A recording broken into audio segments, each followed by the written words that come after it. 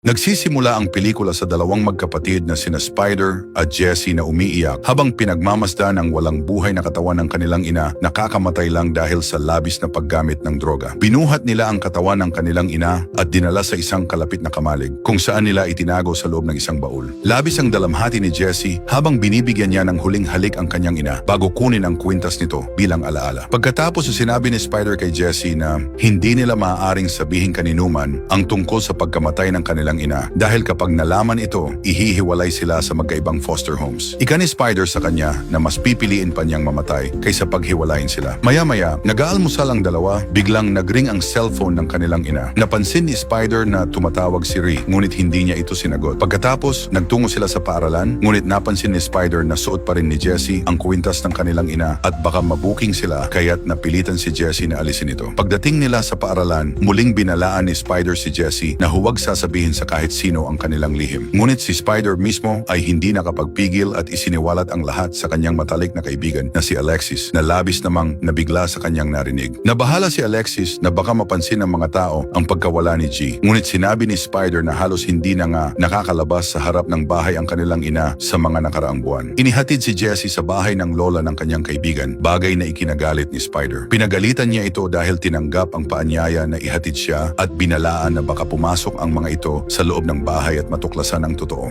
Kinagabihan, naghanda si Spider ng hapunan, ngunit napansin niyang halos wala na silang pagkain. Kumain na lang sila ng kakaunting natira. Sinabi ni Spider kay Jessie na huwag mag-alala dahil matatanggap nila ang buwan ng tulong pinansyal matapos ang 6 na araw. Dumating ang nobya ng kanilang ina na si Ree. Agad hinanap si G, mabilis na sinabi ni Spider na umalis ang kanilang ina kasama ang isang babae. Nagalit si Ree at inutusan siyang tawagan ng ina bago tuluyang umalis. Dahil sa nangyari, labis na natakot ang magkapatid at sinabi ni Jessie na babalik pa raw ito ng babalik. Maya-maya, nakita ni Spider si Jessie sa kamalig na umiiyak sa tabi ng bangkay ng kanilang ina, kaya niyakap niya ito para damayan. Sinabi niya sa kapatid na si Ree ay isang adik sa droga. Kapag hindi na nagpakita sa kanya ang kanilang ina, ay hahanap ng iba. Makalipas ang ilang araw, natanggap nila ang tulong pinansyal sa card ng kanilang ina. Bumili sila ng mga pagkain sa isang store. Umupo sila sa labas at masayang kumakain nang biglang dumating ang cashier ng supermarket na si Cody at kinuhanan sila ng litrato. Naiinis na inakusahan siya ni Spider bilang manyakis at tinangkang burahin ang mga larawan. Ngunit nakita niyang hindi pala digital camera ang gamit nito. Kinuha ni Cody muli ang kanyang camera at bumalik sa store. Pag-uwi nila, tinanong ni Jessie kung magkano ang natatanggap nilang tulong pinansyal bawat buwan. Sinabi ni Spider na halos $600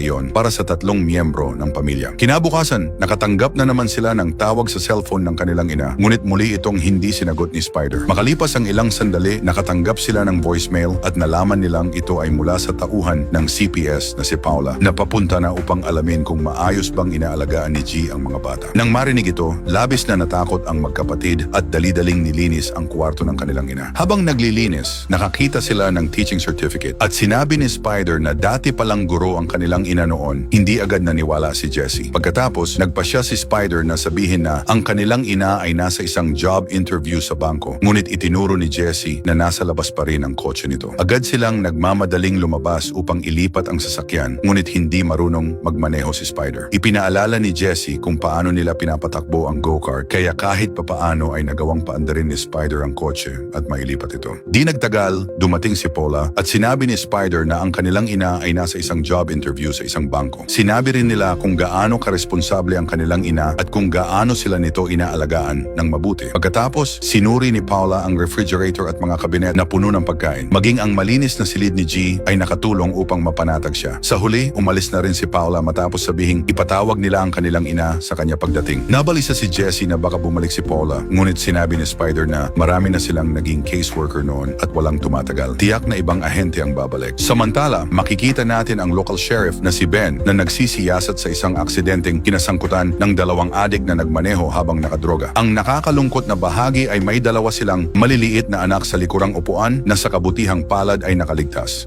Kinagabihan, umuwi si Ben at nadatnan niya si Spider kasama ang anak na si Alexis. Kumain si Spider ng hapunan kasama ang pamilya at nabanggit niyang sasakay na lang siya ng bus dahil abala ang kanyang ina ngayong gabi. Ngunit di pumayag si Ben na umuwing mag-isa si Spider dahil madilim at delikado at inalok na ihatid sa kanila. Dumating sila sa bahay ni Spider kung saan sinabi ni Ben na magkaklase pala sila noon ni G. Nais sanang pumasok ni Ben upang makipag-usap dito. Ngunit ipinaliwanag ni Spider na sobrang kinakabahan ng ina para sa interview nito kinabukasan at ayaw munang tumanggap ng bisita. Sa loob, pinagalitan siya ni Jessie. Sinasabing nagalit si Spider nung magpahatid siya sa lola ng kaibigan niya. Pero si Spider ay okay lang mapahatid sa sheriff. Kalaunan, humingi ng paumanhin si Spider kay Jessie at sinabing nagkamali siya kanina. Nagulat si Jessie dahil ngayon lang narinig na humingi ito ng tawad. Malungkot na tinanong ni Jessie ang ate kung hanggang kailan sila mamumuhay ng ganito.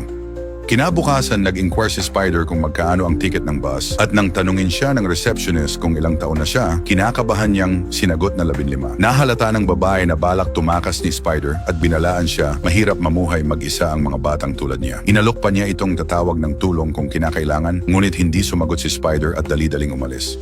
Dumiretso siya sa supermarket kung saan muli niyang nakita si Cody. Ibinigay nito sa kanya ang litratong kuha niya ilang araw na ang nakalipas, bagay na nagpasaya kay Spider. Pagkatapos inanyayahan siya ni Cody na minsan ay lumabas at mag-picture taking, ngunit tumanggi si Spider. Kinagabihan, nakita ni Jessie ang litrato na kuha ni Cody at sinimulang asarin ang kanyang ate. Tinatanong kung nagkikita na ba sila nito. Inamin ni Spider na inanyayahan siya ni Cody na lumabas, ngunit tumanggi siya dahil ayaw niyang manghimasok sa buhay ng may buhay. Gayunpaman, iginiit ni Jessie na bigyan niya ito ng pagkakataon at sinabing huwag siyang matakot na minsan ay magpasaya rin sa buhay. Kinabukasan, tinanggap ni Spider ang paanyaya ni Cody at sumama sa kanya sa sakay ng motorsiklo. Habang nasa biyahe, tumigil muna sila sa isang motel upang makipagkita sa isang lalaking nagngangalang Dennis at iniabot ni Cody dito ang ilang mga litrato. Pagkaraan, dumating sila sa isang kagubatan kung saan tinuruan ni Cody si Spider kung paano kumuha ng mga litrato. Samantala, dumating si Ben sa bahay ni Spider upang kumustahin ang kanilang ina, ngunit walang sumasagot sa pinto na mahigpit pang nakalock. Napansin niya ang kotse ni G na nakaparada malapit kaya nagsimulang magduda. Napatingin siya sa kalapit na kamalig. Ngunit bago pa niya ito masiyasa, tinawag siya upang rumesponde sa isang emergency.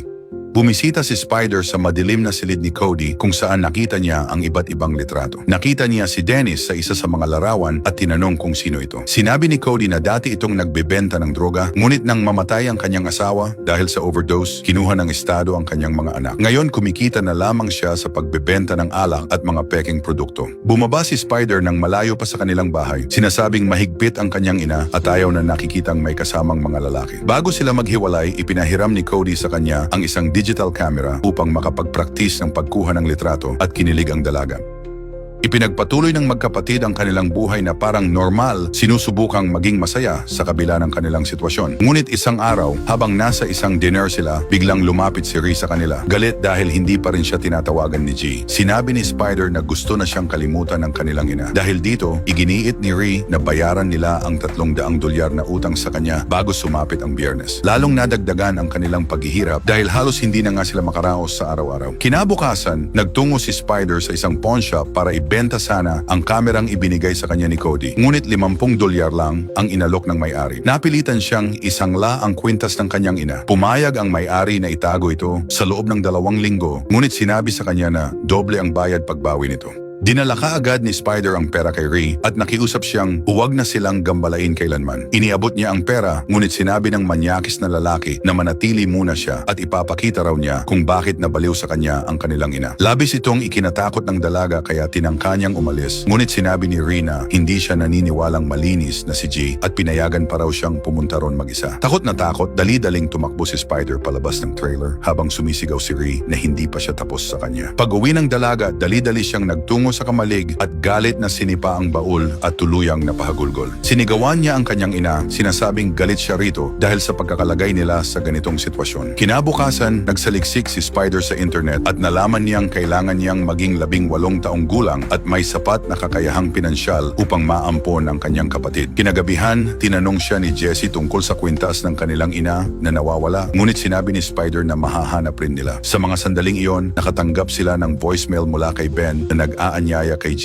at sa mga bata na maghapunan sa kanilang bahay. Agad silang nabahala. Kinabukasan, sa labis na pagkadesperada, nilapitan ni Spider si Dennis at tinanong kung maaari ba siyang gumawa ng peking ID na siya ay higit sa 18 taong gulang. Pumayag si Dennis at sinabi ang presyo, ngunit inamin ni Spider na wala pa siyang pera sa ngayon. Nakita nitong balisa ang dalaga kaya naawa siya at tinanong kung bakit niya kailangan ng ID. Kalaunan, magkasama sina Spider at Alexis, ibinabahagi niya ang plano niyang lumayo kasama ang kanyang kapatid. Sinabi niyang may nakilala siyang taong maaring gumawa ng peking ID at pagkatapos ay maghahanap siya ng trabaho at aampunin si Jessie. Sasabihin lamang niya sa kapatid ang tungkol dito kapag okay na ang lahat ng mga dokumento at labis itong ikinalungkot ni Alexis. Pagkatanggap ng tulong pinansyal, bumalik si Spider sa pawn shop na ibenta na ng may-ari ang kamera. Dahil dito, bumili na lang siya ng panibago at nang tanungin siya ng may-ari tungkol sa kwintas, sinabi niyang hindi pa niya ito kayang tubusin. Dinala niya kay Cody ang kamera, ngunit sinabi nito na hindi na sana bumili pa ng panibago at inanyayahan siyang muling lumabas. Nag-aatubili muna si Spider, ngunit nang patuloy siyang pilitin ni Cody ay pumayag din siya.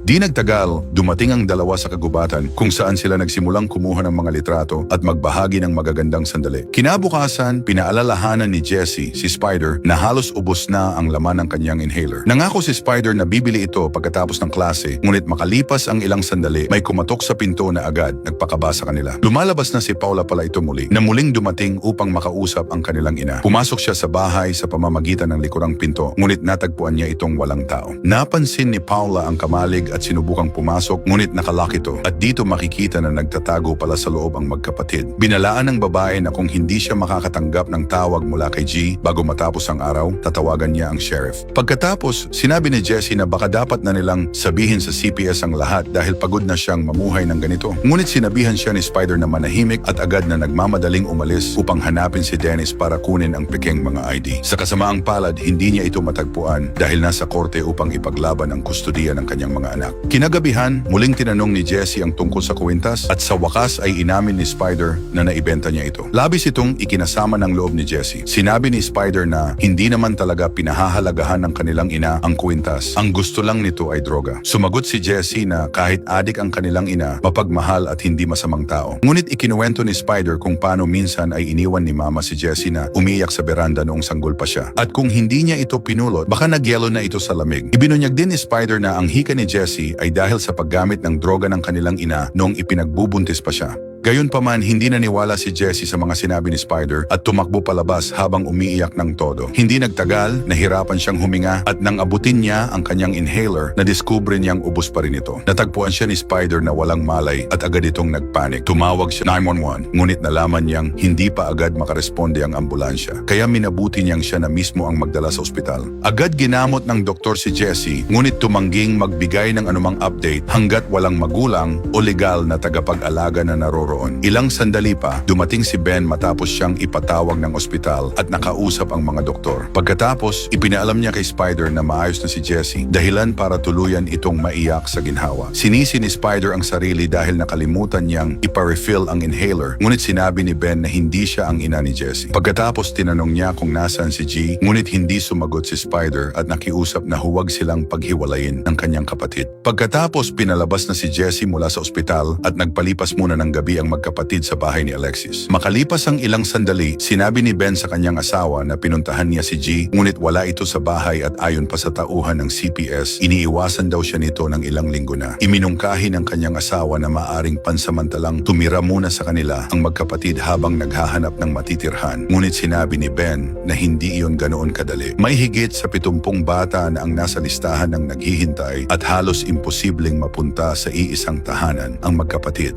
Kinabukasan, ihinatid ni Ben ang magkapatid sa paaralan. Sinabi kay Spider na huwag itong mag-alala at nangakong hahanapin niya ang kanilang ina. Pagkaalis ni Ben, ibinunyag ni Spider ang plano niyang umalis ngayong araw. Kaya binigyan siya ni Alexis ng kaunting pera at nagyakapan silang dalawa. Pagkatapos, nagmamadaling pumunta si Spider sa bahay ni Dennis upang kunin ang peking ID at agad niyang sinundo si Jessie mula sa paaralan. Pagdating ng magkapatid sa bahay at nagsimulang mag-impaki ng dali-dali si Spider, dahilan upang malito si Jessie. Tinanong niya kung saan sila pupunta at doon na ipinaliwanag ni Spider na kailangan nilang tumakas dahil kung hindi, kukunin sila ng mga autoridad. Ipinakita niya ang peking ID na nagsasabing 18 na siya para makalipat sila sa ibang lugar. Ngunit tumanggi si Jessie, sinasabing ayaw niyang iwan ang kanyang paaralan at mga kaibigan at idinagdag na hindi nila dapat pabayaan ang bangkay ng kanilang ina nang ganun na lang. Mabilis na nauwi sa mainit na pagtatalo ang kanilang usapan at sa sobrang inis, nasampal ni Spider ang kanyang kanyang kapatid. Narinig nilang may kotse na huminto sa labas, kaya dali-daling sinara ni Spider ang pinto. Si Ree pala iyon at marahas niyang binuksan ang pinto at biglang pumasok sa loob. Nilapitan niya si Spider at isiniksik ito sa dingding at sinabing alam niyang patay na ang kanilang ina at sila ang tumatanggap ng benepisyo. Mananatili ang kanyang katahimikan pero kapalit nito ay kailangang magbayad sila ng $200 bawat buwan. Wala nang nagawa si Spider kundi pumayag. Tinanong ni Ree si Jessie at nang sabihin ni Spider na wala ito sa bahay, ipinakita ng lalaki ang kanyang tunay na pakay at sinabi na mag-enjoy sila. Sinubukan ni Spider na tumakbo ngunit nahuli siya nito at na-corner nang biglang nangumatngat si Jessie sa tenga ng lalaki. Dahilan para patamuhin siya nito hanggang mawala ng malay. At pagkatapos, nangyari ito. Ilang sandali pa, muling nagkamalay si Jessie sa kandungan ng kanyang ate na nagsasabing wala na si Ree. Sinabi ni Jessie na ayaw niyang umalis kaya pinakalma siya ni Spider habang umiiyak at humihingi ng paumanhin. Sa susunod na eksena, dumating ang mga pulis sa kanilang bahay at lumalabas na nagpasya na ang magkapatid na ilahad ang katotohanan. Tinanong ni Spider si Ben kung mali ba ang ginawa niya, ngunit pinakalma siya nito at sinabi na ang tanging layunin niya ay panatilihing magkakasama ang pamilya at wala namang masama doon. Makalipas ang ilang araw, ginanap ang libing ni G. Umiiyak na naglagay ng bulaklak sa kabaong ang magkapatid. Dumating si Cody upang aliwin si Spider. Pagkatapos, hinawakan ni Spider ang kwintas ng kanyang ina na naibalik na niya at nakita sa loob nito ang larawan nila ni Jessie noong sanggol pa sila. Nagtapos ang pelikula nang isuot niya ang kwintas sa kanyang leeg na nagpapahiwatig na tuluyan na niyang pinatawad ang kanyang ina at nakatagpo ng kapayapaan sa gitna ng kanyang kalungkutan. Ano ang masasabi mo sa ating palabas? Maraming salamat sa panonood. Muli, Only in the Philippines TV po ito. Abangan ang ating susunod na video. Ingat!